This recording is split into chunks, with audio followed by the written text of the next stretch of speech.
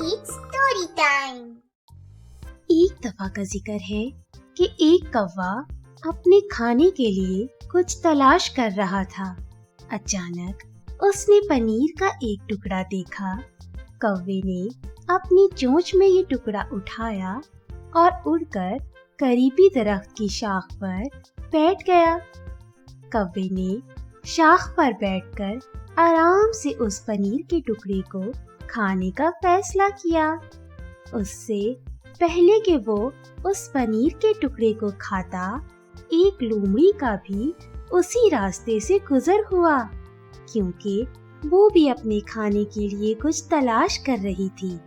अचानक उसकी निगाह उस कौवे पे पड़ी, लेकिन लोमड़ी की नजर कौवे से ज्यादा उस पनीर के टुकड़े पर पड़ी जो उसकी चोंच में था।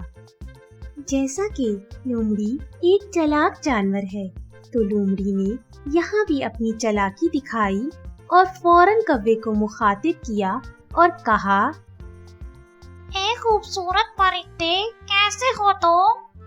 तवील अरसे में मैंने तुम जैसा कोई हसीन परिंदा नहीं देखा। तुम्हारे पर कितने चमक रहे हैं।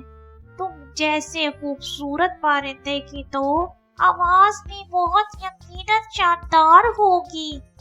मेरी आपसे एक दरख्वास्त है कि आप मुझे अपने सुरीली आवाज में एक गाना सुना दें। उन खुश आमद अल्फाज को सुनकर कौवा बहुत खुश हुआ और उस खुशी में वो अपने खाने के लिए जो पनीर का टुकड़ा लाया था उसे भी भूल बैठा। दूसरी तरफ लोमड़ी कौवे की मज़ीद खुशामद करती रही और कहती चली गई कि अगर आप मेरा ना माने तो मेरे लिए एक गाना गा दीजिए। मेहरबानी फरमाकर मेरी बात सुन लें। मैं बहुत तन्हा महसूस कर रही हूँ। आखिरकार इतनी तारीफ सुनने के बाद कौवे ने लोमड़ी की दरख्वास्त पर गाना गाने का फैसला किया। गाने के लिए जब कौवे ने अपनी चोंच खोली तो पनीर का टुकड़ा लोमड़ी के सामने गिर गया। लोमड़ी ने भी वक्त जाया किए बगैर उस टुकड़े को एक ही बार में खा लिया। कौवे ने जब ये देखा तो उसे बहुत अफसोस हुआ, पर उसी वक्त तक ये बहुत देर हो चुकी थी।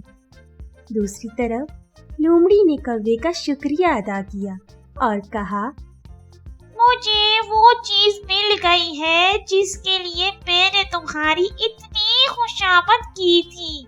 अब मैं चलती हूँ, फिर कभी मिलेंगे। अल्लाह हाफिज। ये कहते हुए लोमड़ी वहाँ से चली गई।